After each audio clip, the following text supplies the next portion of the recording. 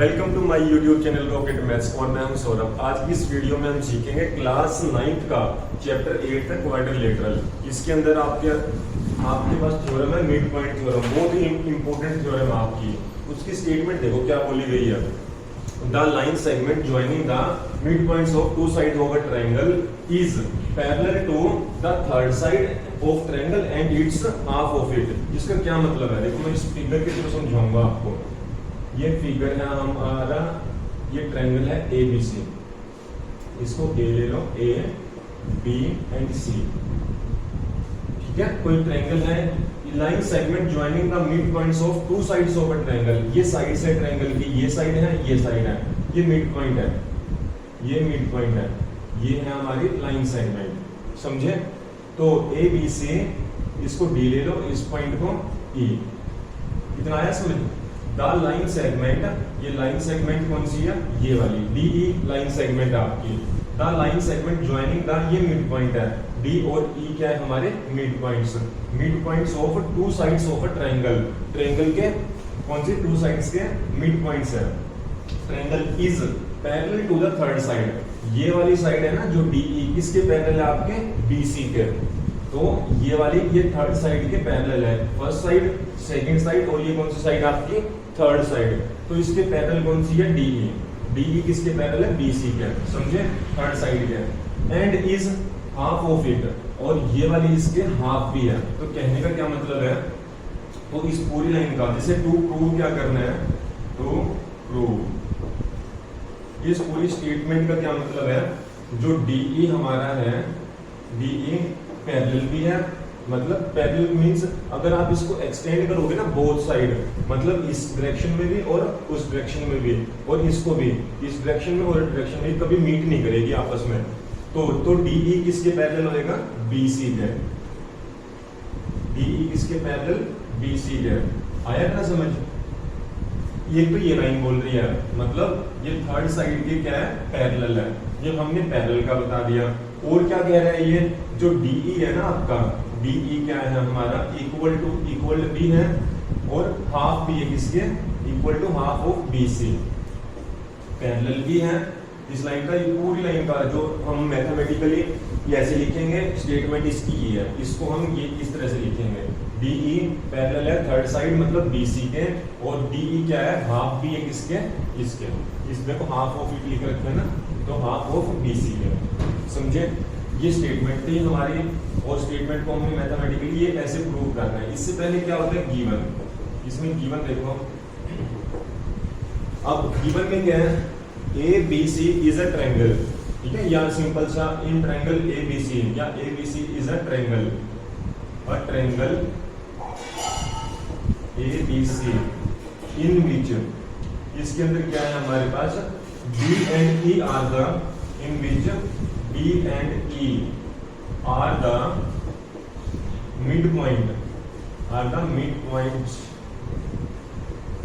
ठीक है, are the mid points of, इस फिगर को मैं थोड़ा सा इस तरफ बनाऊंगा, D and E are the mid points of mid, ये फिगर है आपकी,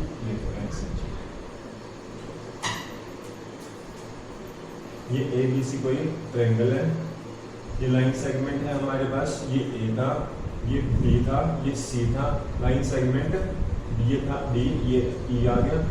इतना है समझ ये चीज को।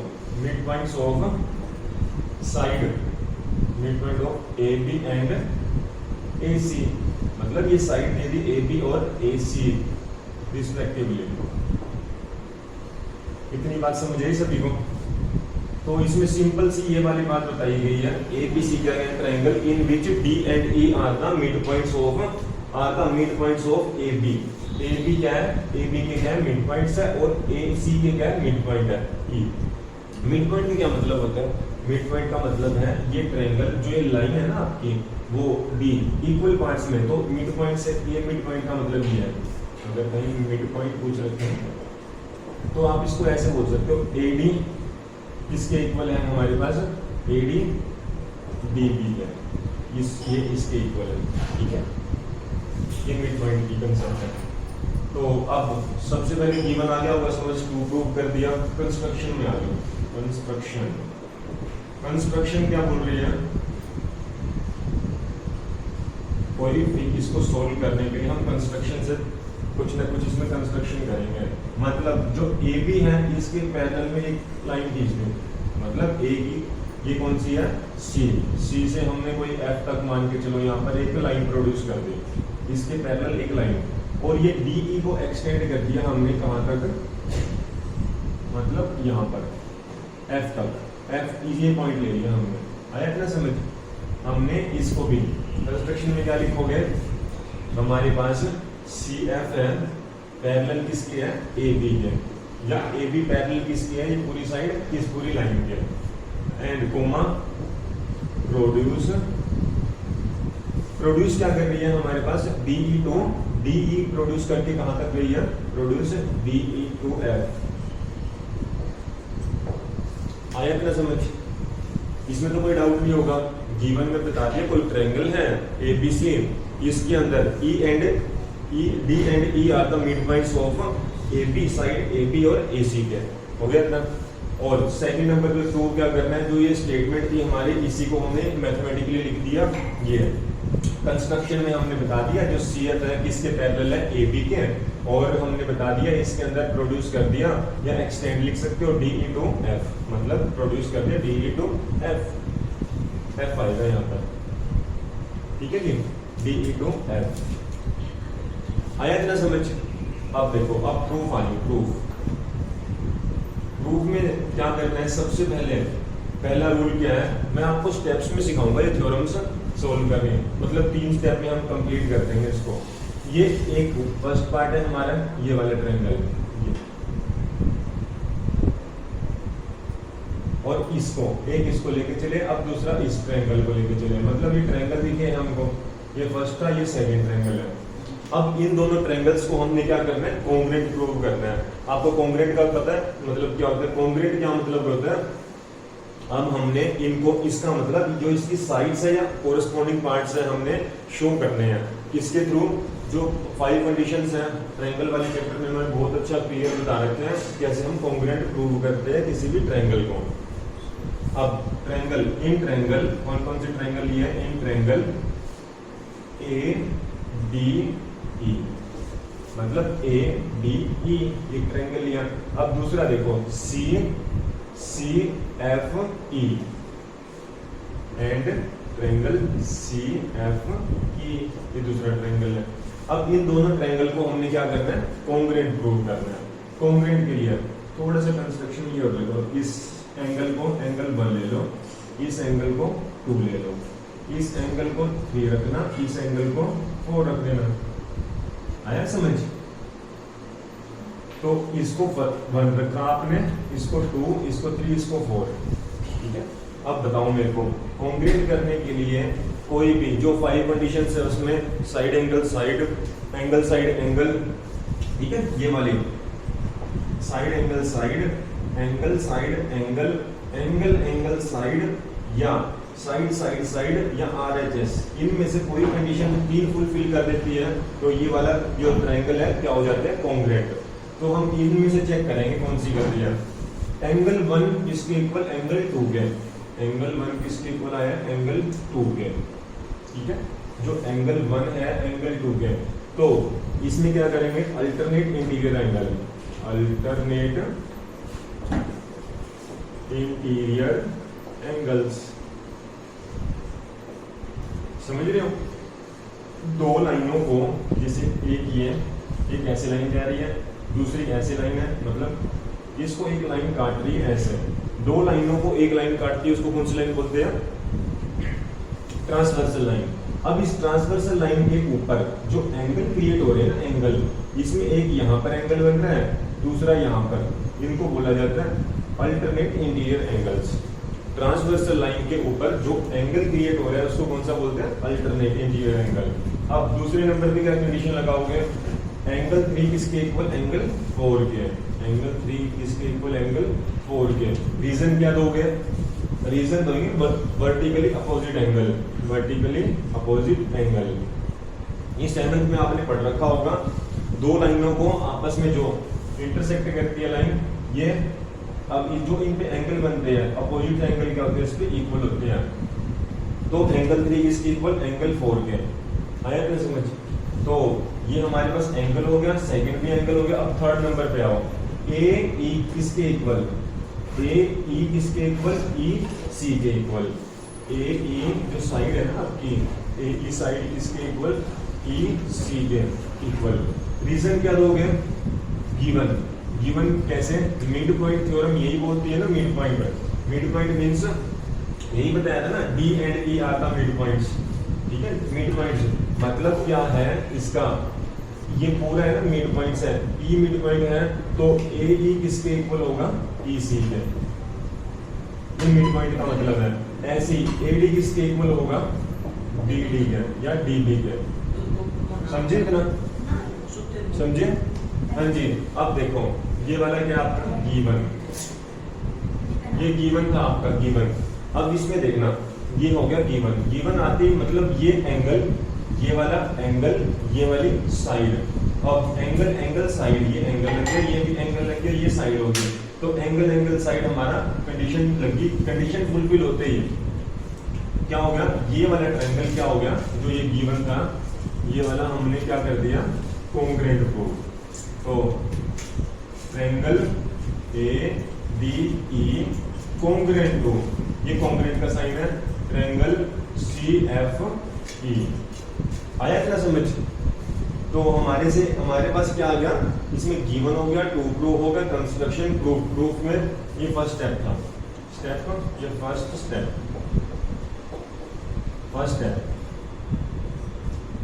तो अब कौन सा स्टेप करेंगे इसके बाद, स्टेप 2। इतना आया समझ, कर लो, नोट कर लो।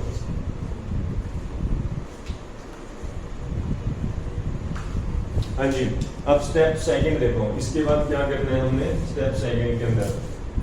मैं आपका ये स्टेटमेंट को कर देता हूँ, मेरे जीवन कर देते हैं। अब देखो इसके बाद क्या करना है हमने, ये मैं यहाँ लिख रहा हूँ टू प्रूव क्या करना था। जो टू प्रूव करना है हमने क्या था, एक तो था डीई पैरेलल होएगा डीसी के, और डीई हमारे पास क्या होगा, हाफ होएगा डीसी का। ये हमने क्या करना था, टू प्रूव, ठीक है। ठीक, और गिवन क्या थी, गिवन क्या था, गिवन हमारे पास बता रखे है, कोई ट्रायंगल है एबीसी, इसके अंदर डी हमारे पास क्या है, D and E are the mid points of side A B and A C, ठीक है। जो गिवन था हमने गिवन लिख दिया था। मिड पॉइंट्स का मतलब इसमें ये भी गिवन है हमारे पास, ए डी किसके इक्वल है, डी बी के, समझ रहे हो। और ए ई किसके इक्वल है, ए ई किसके इक्वल है हमारे पास, ई सी के। ये गिवन है हमारे पास, मिड पॉइंट्स के करके, ये मिड पॉइंट्स था। तो गिवन था पहले लिखा था, और उसके बाद टू प्रूव, कंस्ट्रक्शन, प्रूफ का स्टेप 1। अब स्टेप 2 ले लो, ठीक है। सेकंड स्टेप,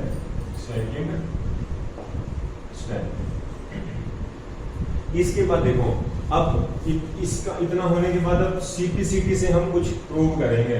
अब देखो ए डी किसके इक्वल, सी एफ के, मतलब ये वाला जो साइड है इस साइड के इक्वल हो सकती है। जो हम यही कहते हैं ना, सीपीसीटी के थ्रू क्या कर देंगे, जब भी कॉन्ग्रुएंट हो जाए तो उसके अदर साइड और एंगल क्या हो जाते हैं, सीपीसीटी से इक्वल हो जाते हैं। तो ऐसे ही, तो ए डी किसके इक्वल हो गया हमारे पास ए डी किसके इक्वल है, एफ सी के, समझे। बट हमको क्या पता था स्टार्टिंग में, बट हमारे पास बता रखा था ए डी किसके इक्वल है, डी बी के, ठीक है। ए डी किसके इक्वल है हमारे पास, डी बी के। अभी हमने बताया ये वाली साइड इसके इक्वल है, लेकिन हमको तो पता है ये वाली साइड इसके इक्वल भी है। ये इक्वेशन फर्स्ट हो गई है। इसका रीजन क्या लिखोगे, यहाँ पर सीपीसीटी कर देना, सीपीसीटी, ये इक्वेशन फर्स्ट होगी आपकी। ये इक्वेशन क्या होगी हमारे पास, ये गिवन दे दो, मतलब गिवन है तो गिवन। ये इक्वेशन होगी सेकंड आपकी, ठीक है। फ्रॉम फर्स्ट एंड सेकंड, हम फर्स्ट और सेकंड से क्या करेंगे, अब ये एडी की वैल्यू कितनी थी, डीबी, तो AD की जगह DB लिख सकते हैं हम इसके अंदर, AD की जगह तो DB लिख दिया, DB किसके इक्वल FC के। ये हो गई हमारे पास इक्वेशन थर्ड। आया समझ? तो DB किसके इक्वल आ गया, DB किसके इक्वल आ गया, FC के। मतलब ये वाली साइड है ना हमारी, इसके इक्वल आ गई इसके, समझ रहे हो?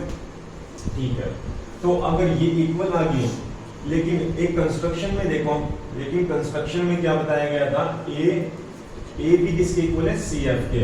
FC हो या CF हो एक ही बात है, ठीक है। बट हमको कंस्ट्रक्शन में क्या बताया गया था, FC है ना हमारी जो ये साइड है, CF हो या FC हो, ये किसके इक्वल है, AB के। AB के, जो AB के पूरी लाइन के बराबर है, उसके छोटे पार्ट के भी तो पैरेलल होएगी ना। हम कोई बड़ा पार्ट पैरेलल है इसके, तो छोटा पार्ट भी तो पैरेलल ही होगा ना, मतलब कभी मिलेगा नहीं। इसको भी एक्सटेंड कर दो छोटे पार्ट को, तो इसको भी नीचे से भी ऊपर से भी नहीं एक्सटेंड मिलेगा ना, दे नेवर मीट। तो इसको क्या हो जाएगा, हम DB अब क्या होएगा, क्या था, पैरेलल, तो पैरेलल भी लगा दी। DB किसके इक्वल आ गया, CF या FC के, ठीक है। यहाँ FC कर सकते हो आप, एक ही बात है, CF लिख लो या FC। आया कि ना समझ? तो अब DB FC के इक्वल भी हो गया और उसके पैरेलल भी हो गया। अगर कोई भी इक्वल भी हो जाए और पैरेलल भी हो जाए, तो उसको क्या कहेंगे हम, इसको पैरेललोग्राम बोल देते हैं। तो अगर कोई इक्वल भी हो जाए, साइड भी और पैरेलल भी हो जाए, उसको क्या बोलते हैं, पैरेललोग्राम। तो देयरफॉर करके, देयरफॉर DBCF, मतलब DBCF ये पूरा, ये वाला पूरा DBCF, therefore DBCF is a parallelogram. आया समझ? ये सेकंड स्टेप था हमारा। अब थर्ड स्टेप देखो, मैं ये कंस्ट्रक्शन वाला इरेज कर रहा हूँ आपका, ठीक है। थर्ड स्टेप में, अब थर्ड स्टेप में देखो फटाफट बस कंप्लीट होने वाला है स्टेप थर्ड। इसके अंदर क्या सीखोगे आप, आपको पता है पैरेललोग्राम की अपोजिट साइड्स क्या होगी, सेम। ये इसके इक्वल है, तो आप ये भी कह दोगे ना, ये वाली साइड किसके इक्वल होगी, इस साइड के। पैरेललोग्राम का तो यही मतलब है ना, ये पैरेललोग्राम है आपका, आपने बता दिया ये वाली साइड इसके इक्वल है, बता दिया। तो ये वाली साइड इसके इक्वल भी होगी ना, तो इसका क्या नाम था पूरे का, DF, तो इसका था BC।